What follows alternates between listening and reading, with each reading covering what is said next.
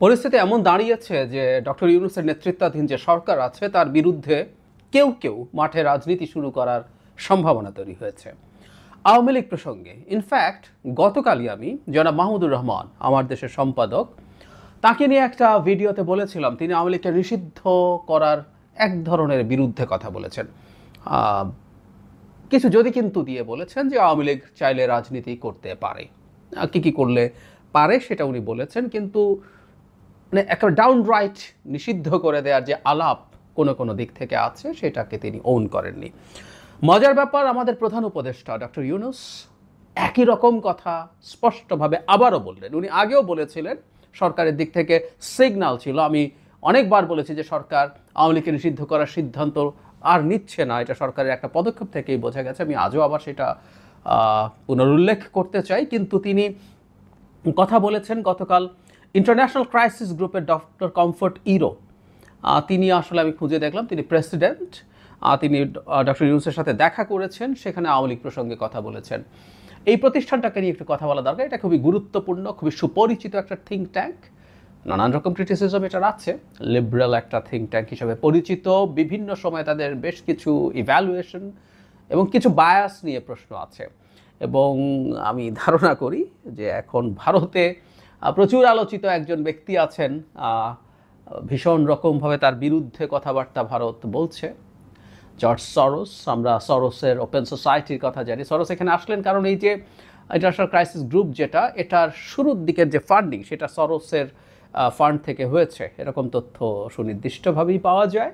এবং আমরা খেয়াল করব ডক্টর ইউনূসের সাথে সরোসের ছেলে দেখা করেছে, এই তথ্যটা আমরা বাংলাদেশি মিডিয়ায় যতটুকু পেয়েছি ভারতের মিডিয়ায় প্রচুর দেখেছি। কারণ সরোস ওপেন সোসাইটির মাধ্যমে অথরিটারিয়ান দেশগুলোতে, অথরিটারিয়ান হয়ে উঠতে থাকা দেশগুলোতে নানা রকম কর্মকাণ্ড চালান, সমালোচনা আছে নানান দিক থেকে, এবং এই কিছু কিছু হয়তো সত্যতাও আছে। কিন্তু ভারতে নরেন্দ্র মোদী সরকারের তীব্র ক্ষোভ আছে, এবং আমরা খেয়াল করেছি সর্বশেষ সরোসের প্রতিষ্ঠান যেগুলো ভারতে কাজ করছে সেগুলোতে ভারতের যে ইডি এনফোর্সমেন্ট ডিরেক্টরেট যেটা আছে, তারা নানান অভিযান পরিচালনা করছে, তারা পছন্দ করেন না ওপেন সোসাইটি বা সরোসের যে কোনো প্রতিষ্ঠানকে। ভারতের নরেন্দ্র মোদী সরকার খুবই ক্ষুব্ধ। তো যাই হোক, আইসিজি আসলো, তার প্রধানের সাথে প্রধান উপদেষ্টা বরাবরের মতো যে দুটো ইস্যু নিয়ে কথা বলেন, একটা ইস্যু তো সবার সাথে, বিশেষ করে বিদেশি যারাই আসেন তারাই নির্বাচন নিয়ে জানতে চান, এবং তিনি খুব ক্লিয়ারলি তার এই মতামতটা জানান। আর যে নির্বাচন ডিসেম্বরে, ছোট প্যাকেজ হলে, বড় প্যাকেজ সংস্কারের ক্ষেত্রে বড় প্যাকেজ হলে জুনে হবে। আবারও তিনি বলেছেন, দুদিন আগেও তিনি একজন মার্কিন সেনেটরের সাথে একই কথা বলেছেন। যদিও আমি এখন একটা নতুন প্রশ্ন তুলছি, আমি সরকারের দিক থেকে জবাবও চাই। বড় প্যাকেজ প্রথম তো ডিফাইন করতে হবে, ছোট প্যাকেজ বলতে সরকার কি বোঝাচ্ছে। এখন 7 মাসের বেশি, 7.5 মাস হয়ে গেছে সরকারের। আর ছোট প্যাকেজ বলতে সরকার কি বোঝে, বড় প্যাকেজ বলতে কি বোঝে, এবং বড় প্যাকেজের জন্য কেন এক্সট্রা 6 মাস সময় বেশি লাগবে, এই জবাবটা দিতে হবে। যাই হোক, আজকের আলোচনা সেটা না, আজকের আলোচনা হচ্ছে আওয়ামী লীগ প্রসঙ্গে। তিনি বলছেন, আওয়ামী লীগের বিষয়ে তিনি বলেন, অন্তর্বর্তী সরকারের আওয়ামী লীগকে নিষিদ্ধ করার কোনো পরিকল্পনা নেই, তবে দলের যেসব নেতার বিরুদ্ধে হত্যা ও মানবতা বিরোধী অপরাধ সহ অন্যান্য অপরাধের অভিযোগ রয়েছে তাদের বাংলাদেশের আদালতে বিচার করা হবে।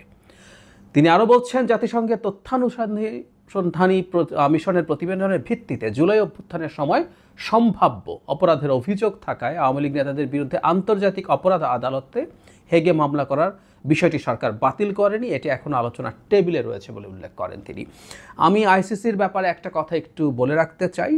জাতিসংঘও চেয়েছে, কিন্তু আইসিসিতে বিচার করার ক্ষেত্রে একটা প্রবলেম আছে, সেটা হচ্ছে কারো অনুপস্থিতিতে, আইনের ভাষায় ইন অ্যাবসেন্সিয়া বলা হয়, বিচার আইসিসিতে করা যায় না। আর যেহেতু আইসিসিতে কারো অনুপস্থিতিতে বিচার করা যায় না, শেখ হাসিনার বিচার এবং তার অনেক সাঙ্গপাঙ্গের যদি বিচার আইসিসিতে আমরা করতে চাই, এটা প্রায় অসম্ভব ব্যাপার। কারণ শেখ হাসিনাকে কবে গ্রেফতার করা হবে, তারপর তার বিচার শুরু হবে, এটা ইজ রিয়েলি ভেরি টাফ। কিন্তু বাংলাদেশে আমরা আমাদের যে আইন আছে তাতে অনুপস্থিতিতে বিচার করার সুযোগ আছে, যদিও এটা ইন্টারন্যাশনাল স্ট্যান্ডার্ডের সাথে কনফ্লিক্ট করে। আমাদের নিশ্চয়ই মনে আছে জাতিসংঘ তার যে রিপোর্ট পাবলিশ করেছে শেখ হাসিনার বিরুদ্ধে, সেখানে ফালকা তুর্ক, আমাদের জাতিসংঘের যে মানবাধিকার হাই কমিশনের প্রধান, তিনি দুটো ইন্টারন্যাশনাল স্ট্যান্ডার্ড আমরা যদি রক্ষা করি তাহলে আমাদের সাহায্য করবেন বলেছেন। একটা হচ্ছে এই যে ইন অ্যাবসেন্সিয়া বিচার করার সিস্টেমটা বাতিল করতে হবে এবং মৃত্যুদণ্ড বাতিল করতে হবে। জাতিসংঘ মৃত্যুদণ্ডকে এনকারেজ করে না, তার এর বিরুদ্ধে অবস্থান আছে। যাই হোক, আওয়ামী লীগ নিষিদ্ধতার প্রশ্নে আসি। এটা আমরা জানতাম, আমি অন্তত বহুদিন আপনাদেরকে স্মরণ করিয়েছি, যারা আমাকে নিয়মিত শোনেন তাদের মনে থাকবে, তারপরও যারা নতুন আছেন তাদের জন্য বলি, আওয়ামী লীগকে এই সরকার নিষিদ্ধ করতে যাচ্ছে না, এটা আমরা আসলে বেশ আগে বুঝতে পেরেছি। আমি আপনাদেরকে দেখিয়েছিও সেই নিউজটা। সেটা হলো সর্বশেষ যখন আন্তর্জাতিক অপরাধ আদালত আইন যেটা আছে সেটার সংশোধনী পাশ হলো, মানে একটু যদি পেছনে যাই, এটা 72 সালের আইন, কিন্তু আওয়ামী লীগ এটার একটা গত টেনিয়রে এসে একটা সংশোধনী করে এর মধ্যে সংগঠনকেও বিচার করা যাবে, রাজনৈতিক দলকে বিচার করা যাবে এই ধরনের অপরাধে সংযুক্ত হিসাবে, সেটা আওয়ামী লীগ যুক্ত করেছিল। তাদের উদ্দেশ্য ছিল জামায়াতকে বিচার করা, বিচার তো করা না, আসলে বিচারের নাটক করা। ওরা চেয়েছিল এগুলোর মাধ্যমে জামায়াতকে চাপে রাখবে। তো সেই চেষ্টা তারা করেছিল। প্রথম এসে এই আমাদের অন্তর্বর্তী সরকার আসার পর প্রাথমিক যে অ্যামেন্ডমেন্ট প্রস্তাবিত হয়েছিল সেখানে ওই ধারাটা ছিল এবং তার সাথে একটা শাস্তি যুক্ত হয়েছিল। কোনো দল যদি অভিযুক্ত হয় তাকে 10 বছর পর্যন্ত নিষিদ্ধ করা যাবে।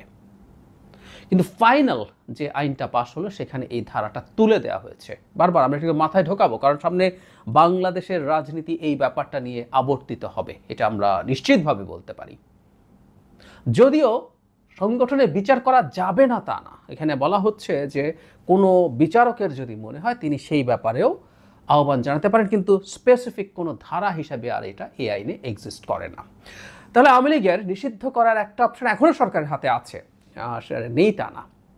এটা হলো এই আইন, কিন্তু এটা বাতিল করায় কেন আমি মনে করেছি যে সরকার আওয়ামী লীগকে নিষিদ্ধ করবে না সেটাই আসি।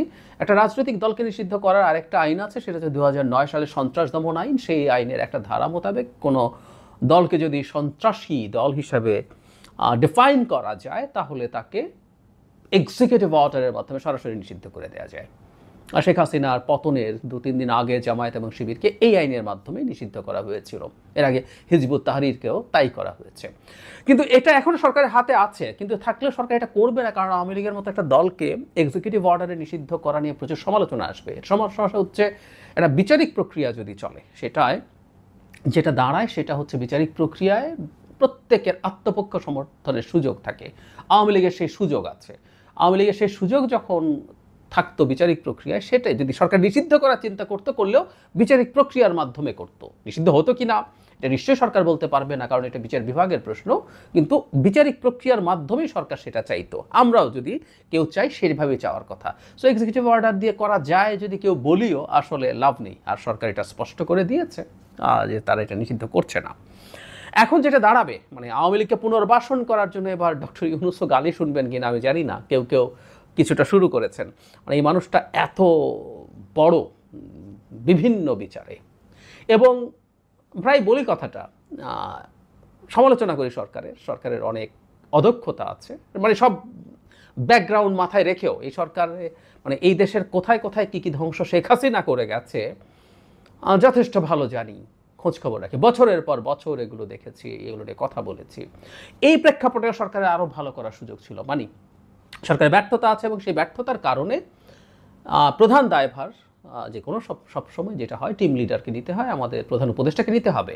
কিন্তু আমরা প্রায় যে কথাটা বলি না, যে আমাদের প্রধান উপদেষ্টা যদি প্রধান উপদেষ্টা না হতেন, মানে আমাকে এই 7 মাস 7.5 মাস পরও যদি কেউ বলে 5 তারিখে ফিরে গিয়ে এই 7 মাস দেখার পর কি মনে করি ডক্টর ইউনূসকে কি প্রধান উপদেষ্টা করা ঠিক আছে, যদি আবার এটাকে ঠিক করার সুযোগ হয়, উত্তর হলো 100 বার পেছনে গেলেও 100 বার ডক্টর ইউনূসকে আমরা চুজ করব। কারণ হচ্ছে ওই মারাত্মক টার্ময়েলের মধ্যে ওনার মতো একজন ব্যক্তিত্ব আমাদের, আমি প্রায় বলি যে আমাদের ছাতার মতো, বগগাছের মতো না থাকলে আমাদেরকে জাস্ট ইন্ডিয়া খেয়ে ফেলতো। তো যেটা বলছিলাম, আমাদের এই যাবতীয় শ্রদ্ধার পরও আমি দেখি যে তার বিরুদ্ধেও আক্রমণ শুরু হয়েছে। তিনি আওয়ামী লীগের পুনর্বাসন করতে চাইছেন। আমরা তাকে ট্যাগ করি আওয়ামী লীগের দালাল, ভারতের দালাল। আমি জানি না এই কথাগুলো তার প্রতি আসতে শুরু করবে কিনা, কিন্তু আমরা এটুকু বুঝতে পারছি যে গ্লোবাল পলিটিক্স এবং জিও পলিটিক্স আমাদের মানে আওয়ামী লীগকে নিষিদ্ধ করার বেশ কঠোরভাবে বিপক্ষে বলে মনে করি। যেহেতু আমাদের প্রধান উপদেষ্টাকেই এখন এই ব্যাপারটা ইন্টারন্যাশনাল ক্রাইসিস গ্রুপের মতো একটা খুবই প্রভাবশালী থিঙ্ক ট্যাঙ্কের প্রধানকে বলতে হচ্ছে, যেটার আন্তর্জাতিক অডিয়েন্স আছে, মানে আন্তর্জাতিক অডিয়েন্সকেও আশ্বস্ত করার একটা জায়গা। এবং প্রধান উপদেষ্টা যখন বলেন সেটা খুবই গুরুত্ব দিয়ে সবাই দেখবে। আসলে আমরা একটু স্মরণ করব, গতকালই আমার ভিডিওটা যারা দেখেছেন যেন মাহমুদুর রহমানও এই আলাপটা সামনে এনেছেন। এবং আমি অনেকবার বলেছি, আবার একটু যোগ করি, জনাব আসিফ মাহমুদ উপদেষ্টা একটা প্রোগ্রামে একবার বিদেশি দূতাবাসগুলোর চাপ আছে আওয়ামী লীগকে নিষিদ্ধ না করা নিয়ে, এই কথাটা তিনি বলেছেন। এবং last but not the least repeat হচ্ছে, তারপরও জাতিসংঘের মতো জাতিসংঘের মানবাধিকার হাই কমিশন আওয়ামী লীগ নিষিদ্ধ করার বিরুদ্ধে কথা বলেছে।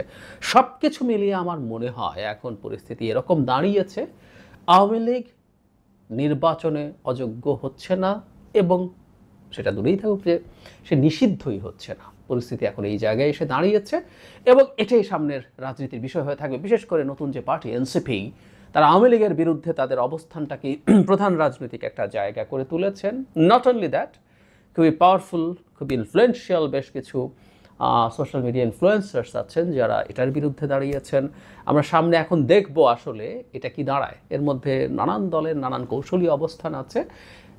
সেই প্রেক্ষাপটে সামনের দিনগুলোর রাজনীতি বাংলাদেশে এই বিষয়টাকে ঘিরেই আবর্তিত হবে। কারণ জনগণের একটা বড় অংশের মধ্যে, বেশ বড় অংশ, এটা আওয়ামী লীগ নিষিদ্ধ হোক, এটা আমরা মানি। আসলে আওয়ামী লীগ নিয়ে যখন আলাপ হয় অনেকে যেটা বলি, উইচ ইজ ভেরি রাইট। আমি বহুদিন থেকে বলছি, বিশেষ করে 2018 সালের সেই রাতের ভোটের পর থেকে বলি যে আওয়ামী লীগের পলিটিক্যাল পার্টি হিসাবে আওয়ামী লীগের মৃত্যু ঘটেছে। আমি সেই সময় থেকে বলি, আই গট দ্য রেকর্ড।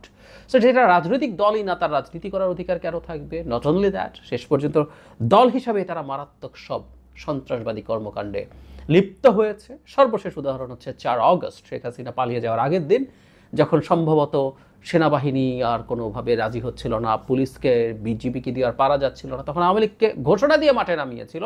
সারা দেশে 100-র বেশি মানুষ হত্যাকাণ্ডের শিকার হয়েছিল সেদিন।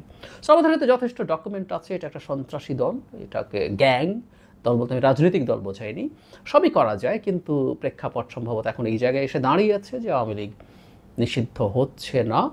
এখন আমরা সামনে কিউরিয়াসলি দেখব আসলে এইখানে অন্যান্য দল কিভাবে এই বিষয়টা নিয়ে রাজনীতি করার, সরকারও এটাকে কিভাবে সামাল দেয়। প্রিয় দর্শক, এতক্ষণ আমরা ওনার কথাগুলো শুনছিলাম যে রিসেন্টলি রাজনীতির যে বিভিন্ন প্রেক্ষাপট নিয়ে কথা বলার ক্ষেত্রে যে আওয়ামী লীগ নিষিদ্ধের বিষয়টি এসেছে, এবং নিষিদ্ধ করার ক্ষেত্রে যে বিভিন্ন রাজনীতি যারা করে তারা কিন্তু সুশীল সমাজের উপর বারবার এই বিষয়ে কথা বলেছে, এবং নিষিদ্ধের বিষয়টা নিষিদ্ধ করার কথা অনেকে বলেছে, এবং অনেকের বিপক্ষেও কথা বলেছে। সেই দিক থেকে আমরা যদি বলি, একটি যে দলটি অবশ্যই দলটির বিষয়ে আমরা তো গত জুলাই আগস্টের সময়ে যে ধরনের কর্মকাণ্ড তারা করেছে সে বিষয়ে অবশ্যই বাংলাদেশের মানুষ তাদের বিরুদ্ধে অবশ্যই প্রতিবাদী ভাষায় কথা বলবে, এবং তাদের ক্ষেত্রে অবস্থায় ছাড় দেওয়ার কোনো স্কোপ নাই।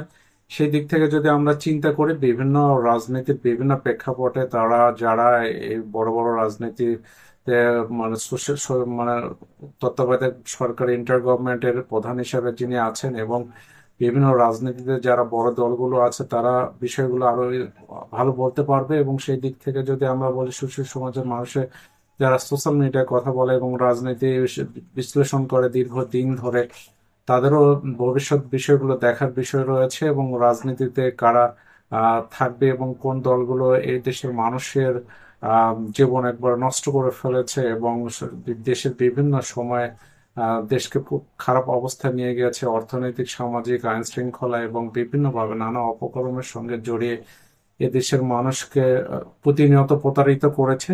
তাদের ক্ষেত্রে দেশের মানুষ সতর্ক থাকবে, এবং ইন্টার গভর্নমেন্টের দিক দিয়ে আমরা একটু সাফল্য হলো যদি বলতে পারি। এখন কিন্তু এবারে রমজান বলেন এবং বিভিন্ন বাজার বিশ্লেষণ করলে দেখা যায় যে মোটামুটি মানুষ কিন্তু মিডিয়াতে এরকম কোনো নিউজ হয়নি বাজারে ঊর্ধ্বগতি বা দেশের বিভিন্ন বাজারগুলোতেও কিন্তু একটি স্থিতিশীল পরিস্থিতি বিরাজ করছে, এবং একটি কম দামের বিষয়গুলো অবশ্যই দেশের মানুষের জন্য উপকার একটি বিষয়, এবং দেশের মানুষ এখানে স্বস্তি ফিল করে। দীর্ঘ সময় ধরে ইন্টার গভর্নমেন্টের যে একটি খারাপ বিষয় ছিল যে দ্রব্যমূল্যের ঊর্ধ্বগতিতে কমানোর বিষয়গুলো, এবং বিভিন্ন আপনার বিমানের টিকিট কমার ক্ষেত্রেও আমরা দেখছি যে বিমানের টিকিট অনেক কমেছে, এবং বিভিন্ন দিক দিয়ে কাজকর্ম অবশ্যই আমরা দেখতে পাচ্ছি দৃশ্যমান কিছু ইদানিং, এবং আশা করব ভবিষ্যতে তারা আরো ভালো কাজ করবে এবং যে দলই হোক, ইন্টার গভর্নমেন্ট হোক, যারা রাজনীতি করবে এবং যে বড় বড় দলগুলো আছে এবং ছোট দল যারাই রাজনীতি করবে, অবশ্যই দেশের জন্য তারা কাজ করবে। আশা ব্যক্ত করে আজকে এ পর্যন্তই।